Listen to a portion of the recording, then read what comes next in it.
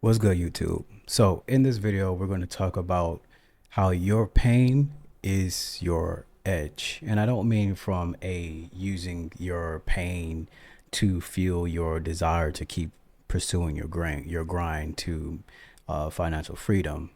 That's a given. You're probably going to do that anyway. However, what I actually mean is how if you are someone who's trying to trade a strategy that has a lower win rate, your pain is your edge. To survive and to endure how long you can hold your trade is equivalent to how much reward you will receive on that trade. And that's important to understand because the average trader typically trades something between average a 1-to-1 risk to reward ratio, despite what you might see online from these high R traders, SMC, and all this other stuff. I'm talking about data information that I have aggregated from multiple interviews with people in prop firms. They said that the average return for their successful traders is anywhere from a 1-to-1 to like a 1.5 R. So that means that the average trader is returning about 1 R. So that's not a bad thing. And in fact, he was talking about profitable traders, people who are actually making money. Now, what I'm saying is that there are still those people who are on the outskirts of profitability who are targeting higher R multiples with lower win rates. And the reason that they can do that isn't because of their strategy. It's not because they have an amazing strategy that's so unbelievable and mind blowing. It's literally their psychology. It's how much pain they are willing to endure in order to get that return on an investment. Now, my most popular video on this channel is one about the negative risk to reward, and I still think that's a fantastic model for consistency's sake. 100%, I'd have zero mind changes about that. But through understanding how I want to grow my account and my and get into full alignment and optimization of my strategy, I realized that my entries were so good that I was leaving a tremendous amount of money on the table, and it reduced my optimization for how I wanted to trade this strategy. So I'm experimenting with higher R multiples, and with that I had to endure the psychological pain of having a lower win rate, but in return I get more rewards for when my strategy actually do smack and hit. So your pain is your edge. The pain that you are willing to suffer through, the pain that you are willing to absorb, is what other traders are not willing to do, and therefore they cannot get the returns that you will on the aggregate of the trades. So let's take a look at this trade, for example. This is actually a trade that I'm waiting on hitting right now. I've been trying to catch the proverbial falling knife on Bitcoin, but as you can see, my indicator is saying the confluence score is pretty bad. It goes up to a 10, it goes up to positive 10, negative 10, and it's at a 7 right now. So that means that the price action is tremendously bearish right now on a intraday basis.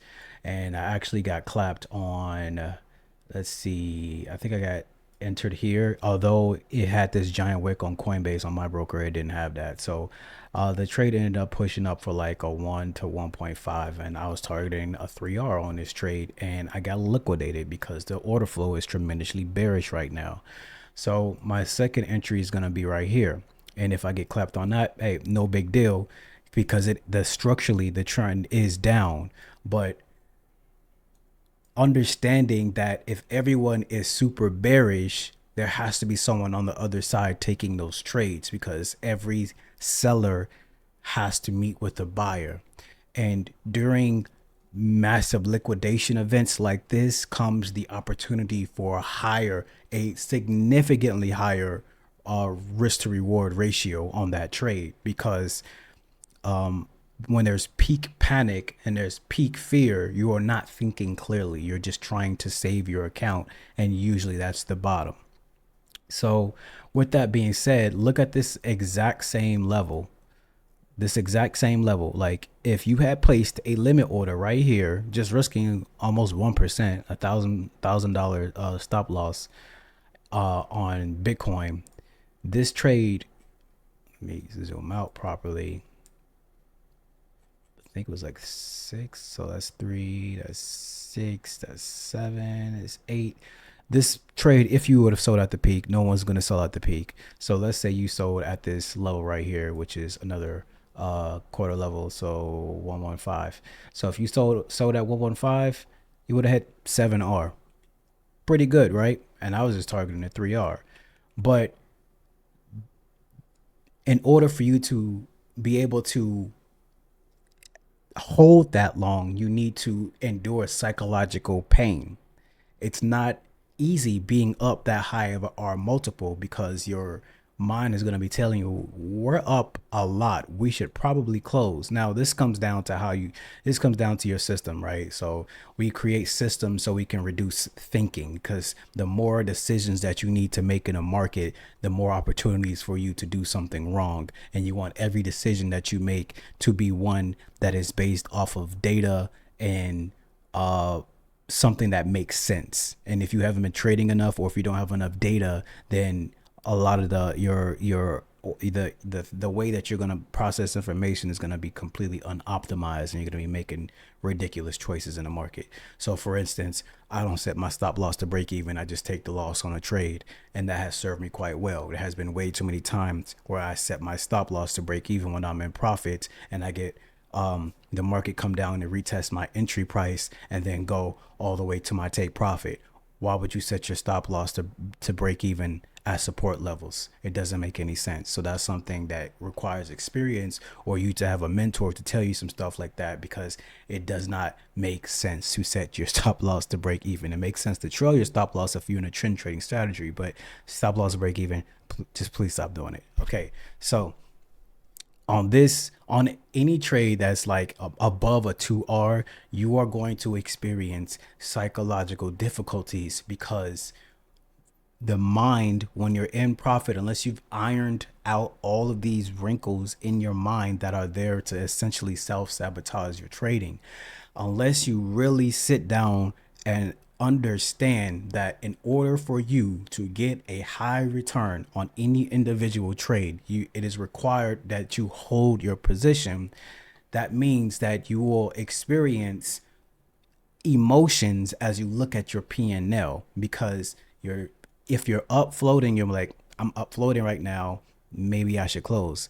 Why am I not closing? I'm up 3R right now, I should probably close. Like, if your system says to close at 3R, then close at 3R. Remember, we need a system that is designed for us to eliminate decision making, so that we don't ever have to think about what we're doing, which is why I trade limit orders. I have entry, I have a strict entry, I have a strict stop loss, and I'm working on having a strict take profit, because I typically like to trail my stops, but I'm trying to figure out what's optimal. But at least 2 out of the 3 variables are already defined for me, so I have zero thinking on what to do there. I always know where I'm going to enter at. It's always going to be at one of these levels on the chart. So that means that any decision making of where I should enter is already taken care of. My stop loss is usually based around the ATR. So you can see the ATR right now is 850. So right now I'm having like 1,000 pip stop loss, not 1,000 pip stop loss, $1,000, which I guess would be like equivalent to about 100 pips on any individual pair. So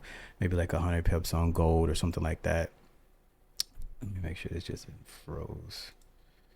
Sometimes my stuff be freezing. We're still good. Okay. So essentially, that if you want to get good R multiples, and you are someone who's willing to trade a lower win rate strategy, then you might want to understand that you do need to build up the psychological endurance of holding your trade longer. And there is no secrets or hacks to doing that. You just need to understand that if you want to hit anything above a 2R multiple on any individual trade, you just have to hold. There's nothing else that you need to do. Just hold. It's either going to hit your take profit or it's going to hit your stop loss. And you can sit there and overanalyze the charts. You can sit there and figure out decisions for you to take profit. You can sit there and do any number of things that will self-sabotage the trade. But if you track enough of your data on your trades, and if you have an initial take profit, that is, let's say that you want to take top profit on a 3R multiple on any individual trade, and you close at a 1-to-1, and then the trade actually went to a 3R, you need to figure out, why did you close early? What did you see in the chart to make you close early? Was it an emotions? It's usually emotions. Was it emotions, or was it your analysis that was wrong? If your analysis was wrong, that's because you're putting too much emphasis on your analysis, and you're essentially just guessing. That's all technical analysis is. It's just you're guessing. So you're putting way too much emphasis on you guessing, and that's ridiculous. Technical analysis is there to help you manage risk. It's not necessarily there to help you figure out what's going to happen next, because it's literally impossible to figure out what's going to happen next. All you are there to do is figure out, do I think it's going to go up? Do I think it's going to go down? Where do I want to get in? Where do I want to get out? That's it. That's it. That's it. All right, that's all I have for y'all. I'm gonna have more details. Check the link in the bio. Check the link in it. Oh my God, check the link in the description box below if you want to grow with me. I'll see y'all next one.